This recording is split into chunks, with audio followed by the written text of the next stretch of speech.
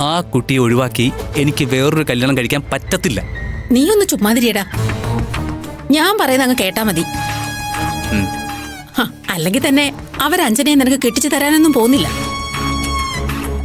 നിങ്ങൾ തമ്മിലുള്ള പ്രായ വ്യത്യാസം തന്നെ എത്രയുണ്ട്? നിന്നെ കൊണ്ട് അവളെ കെട്ടിക്കണമെന്ന് പറഞ്ഞ് എനിക്ക് ആ വീട്ടിലേക്ക് കയറി ചെല്ലാൻ പറ്റുമോ? ഇല്ല.